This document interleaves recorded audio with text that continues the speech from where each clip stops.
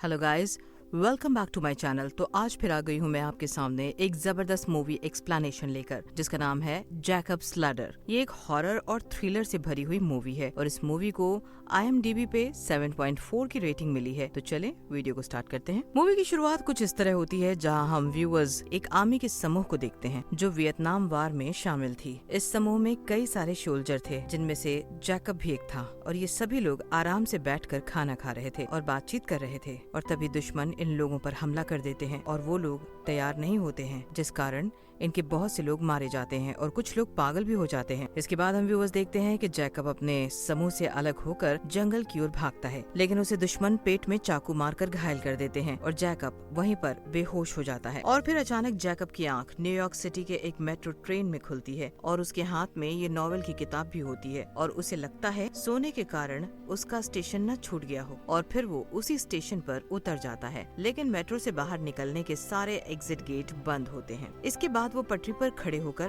बाहर निकलने की कोशिश करता है। उस पटरी पर एक ट्रेन आ जाती है और वो बाल बाल बच जाता और उसे उस ट्रेन में कुछ अजीब से आदमी दिखाई देते हैं। इसके बाद हम व्यूअर्स को साल 1975 का सीन दिखाया जाता है। वियतनाम वॉर के 4 साल बाद अब जैकब एक पोस्ट ऑफिस में काम करता है। इसके बाद जैकब अपने घर जाता है, जहाँ हम व्यूअर्स जैकब की गर्लफ्रेंड को देखते हैं, जिसका नाम जेजी होता है और वो पोस्ट ऑफिस में काम करती है। इसके बाद वो दोनों सो जाते हैं और फिर से जैकब को एक सपना आता है, जिसमें वो खुद को वियतनाम के जंगल में जख्मी पाता है और मदद मांग रहा होता है। और तब उसकी आंख खुलती है जब तक सुबह हो चुकी थी। इसके बाद जेजी उसे कुछ फोटोग्राफ देते हुए कहती है कि ये तुम्हारी बेटी से गिर गई है। और यहाँ हम व्यूअर्स को पता चलता है कि जैकब की एक फैमिली भी है। उसकी फैमिली में उसकी वाइफ सारा और 2 बेटे और 1 बेटी होती है और उसके बड़े बेटे की एक एक्सीडेंट में मौत हो जाती है। और जैकब का उसकी वाइफ के साथ डिवोर्स था, इसलिए वो अपनी गर्लफ्रेंड के साथ रहता था। इसके बाद जैकब अपनी डेली रूटीन फॉलो करता है और उसके पीठ में दर्द था, इसलिए वो अपने डॉक्टर के पास जाता है मसाज करवाने के लिए। और जब डॉक्टर उसकी मुंडी फोड़ता है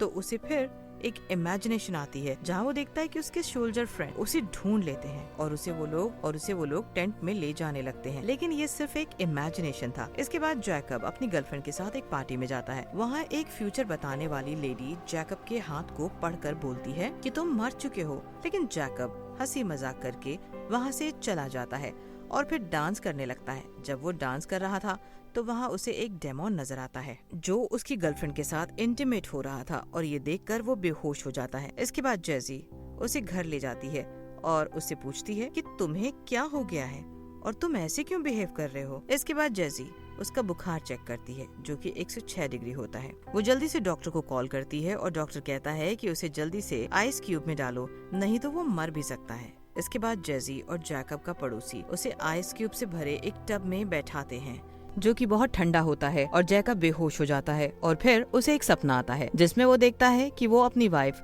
सारा के साथ सोया हुआ है और वो दोनों इंटीमेट होने ही वाले थे कि वहाँ उनका बेटा आ जाता है। उसका वो बेटा तो मर चुका था, लेकिन सपने में उसे वो जिंदा मिलता है। इसके बाद वो बेटे के साथ टाइम स्पेंड करता है और उसे सुलाकर फिर से अपने वाइफ सारा के पास सोने आ जाता है। और फिर जब उसकी आंख खुलती है तो वो अपने बाथटब में ही था और उसका बुखार भी कम हो जाता है। अब कुछ दिनों तक जैकब घर में ही रहता है और फिर जेजी उससे बोलती है कि थोड़ा बाहर घूम कर आओ, लेकिन वो जेजी की बातों पर ध्यान नहीं दे रहा था। तो जेजी उसके पास जाकर कहती है तो उसे जेजी के अंदर भी एक डेमोन दिखता है और इसके लिए वो उसे धक्का देकर गिरा देता है। इसके बाद जेजी गुस्सा होकर अपने काम पर चली जाती है। इसके बाद जैकब को अपने पुराने सोल्जर फ्रेंड का कॉल आता है, जिसका नाम पॉल था। वो उसे मिलने को बुलाता है और फिर दोनों जब एक बार में मिलते हैं तो पॉल बताता है कि उसे भी सेम चीजें एक्सपीरियंस हो रही थी, जैसे डेमोन का दिखना और वॉर की इमेजिनेशन आना। और फिर दोनों डिसाइड करते हैं कि वो अपने सारे वॉर वाले सोल्जर फ्रेंड से मिलेंगे और उनसे पूछेंगे कि क्या उनके साथ भी ये सब हो रहा है या नहीं। अब जब पॉल अपने घर जा रहा था, तभी जैकब के सामने ही पॉल की कार फट जाती है और बहुत बड़ा ब्लास्ट होता है। जैकब कार के पास ही था, लेकिन तभी एक आदमी उसे वहाँ से दूर ले जाता है। अगले दिन पॉल का फ्यूनरल मनाया जाता है, जहाँ सारे 1971 वाले ऑफिसर्स आए थे जो उस टाइम जैकब के साथ जिंदा बच गए थे। इनमें भी एक को छोड़कर सभी को डेमोन्स दिख रहे थे और उन्हें भी वॉर की झलक याद आती थी। इसके बाद जैकब को याद आता है कि वॉर के टाइम कुछ लोग पागल भी हुए थे और इसका मतलब ये होगा कि आर्मी ने इस ग्रुप के साथ कोई एक्सपेरिमेंट किया होगा, जिस कारण ये लोग आज तक उसका नतीजा भुगत रहे हैं। आर्मी वाले तो इनकी बात नहीं सुनेंगे, इसीलिए ये लोग एक लॉयर के पास जाते हैं ताकि वो ये पता कर पाएं कि इन पर 1971 में आर्मी ने कौन सा एक्सपेरिमेंट किया था। लेकिन कुछ दिनों बाद लॉयर केस लड़ने से मना करता है और जैकब को कहता है कि आर्मी में तुम्हारे कोई रिकॉर्ड नहीं है और तुम आर्मी में थे ही नहीं। मैंने सब पता लगाया है। 1971 में उस ग्रुप पर साइको ट्रीटमेंट चल रही थी, वो भी वहीं के हॉस्पिटल में, जो कि एक झूठ बात थी। यानी कि आर्मी ने इनके सारे रिकॉर्ड मिटा दिए थे और झूठे रिकॉर्ड बनवा दिए थे और कुछ तो इन लोगों से छुपाया जा रहा था। इसके बाद जब जैकब कोर्ट से बाहर आता है तो उसे 2 गवर्नमेंट ऑफिस पकड़कर ले जाते हैं और उसे मार देंगे ताकि कोई गवर्नमेंट पर सवाल न करे और उस एक्सपेरिमेंट का जिक्र भी ना हो। लेकिन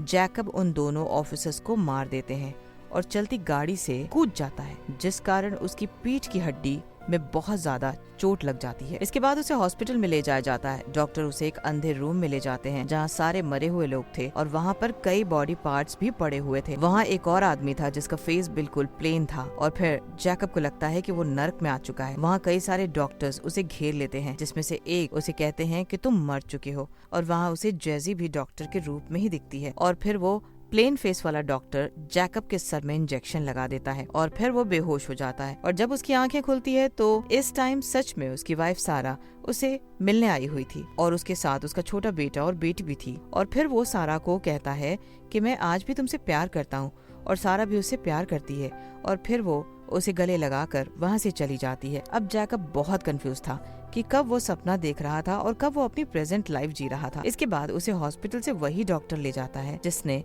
उसे शुरू में मैसेज दिया था। इसके बाद जैकब उसे बताता है कि उसे हर जगह डेमॉन्स दिख रहे हैं, जिस पर डॉक्टर कहता है कि तुम अपनी टेंशन रिलीज करो, फिर सब डेमॉन तुम्हें एंजल लगने लगेंगे। जैकब ठीक होने के बाद अपने घर जाता है, तभी उसे एक दूसरे डॉक्टर का कॉल आता है। वो जैकब से कहता है कि मैं तुम्हें 1971 के एक्सपेरिमेंट का राज बताऊंगा कि गवर्नमेंट ने तुम्हारे साथ क्या किया था। और इस डॉक्टर का नाम माइकल था। इसके बाद वो दोनों मिलते हैं और माइकल बताता है कि 1971 में गवर्नमेंट के साथ एक एक्सपेरिमेंट पर काम कर रहा था, जिस एक्सपेरिमेंट का नाम लैडर था और इस लैडर को माइकल ने ही बनवाया था। माइकल कहता है कि उसने ऑफिसर के दबाव से एक ऐसा केमिकल बनाया था जिससे एग्रेसिवनेस बढ़ती है और इसके कारण सोल्जर सामने वाले को मार देता है, वो भी अपने एग्रेसिवनेस और ताकत के चलते, जिससे जीतने के चांसेस बढ़ जाते हैं। माइकल कहता है कि मैंने पहले इस केमिकल को बंदरों पर ट्राई किया, जिसके बाद सारे बंदरों ने गुस्से में आकर एक दूसरे को ही मार, और फिर मैंने ऑफिस के दबाव में आकर छोटे बच्चों पर भी उसे ट्राई किया, जिसके बाद वो बच्चे भी पागल हो गए और एक दूसरे को मार दिया। और फिर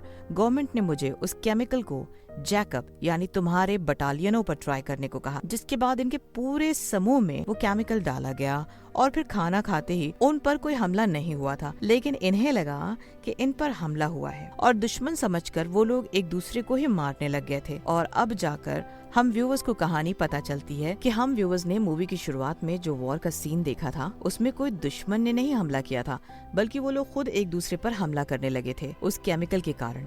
और उस वॉर में जैकब के साथ कुछ लोग ही जिंदा बच गए थे और बाकी सभी लोग मारे गए थे और गवर्नमेंट का ये एक्सपेरिमेंट फेल हो गया। इसलिए गवर्नमेंट ने जैकब और जो कुछ लोग जिंदा बचे थे उनका रिकॉर्ड मिटा दिया था, ताकि इस एक्सपेरिमेंट के बारे में किसी को कुछ पता न चले। उसी एक्सपेरिमेंट के चलते इन्हें इमेजिनेशन आ रहे थे और इन्हें डेमॉन्स दिखता था। इसके बाद जैकब अपनी वाइफ सारा के घर जाता है, जो कि चर्च के ऊपर था। वहाँ जैकब को उसका मरा हुआ बेटा मिलता है, जो कि एक आत्मा होता है, और वो उसे चमकते हुए स्वर्ग की सीढ़ियों की ओर ले जाता है। तभी वहाँ हमें एक रोशनी दिखती है। इसके बाद हम व्यूअर्स जैकब को एक टेंट में देखते हैं, जहाँ एक डॉक्टर अपने साथियों के साथ कहता है कि जैकब अब मर चुका है। और अब आता है मूवी में एक बड़ा ट्विस्ट। और आपको बता दें कि हम व्यूअर्स ने जो भी देखा है वो असल में कुछ हुआ ही नहीं था, और वो 1975 में नहीं बल्कि 1971 में ही जा रहा था, जहां जख्मी जैकब को मेडिकल टीम उठाकर टेंट में ले जाती है और जैकब कोमा में ही ये सभी चीज एक्सपीरियंस कर रहा था। इसके बाद जैकब का मरा हुआ बेटा उसे स्वर्ग की ओर ले जाता है और ये मूवी यहीं पर एंड हो जाती है। तो दोस्तों, कैसी लगी आपको ये मूवी? मैं उम्मीद करती हूँ कि ये वीडियो आपको पसंद आई होगी। अगर आपको भी ये स्टोरी अच्छी लगी तो अपने दोस्तों के साथ शेयर जरूर करें और हमारे चैनल को सब्सक्राइब करें ऐसे ही शानदार वीडियोस के लिए।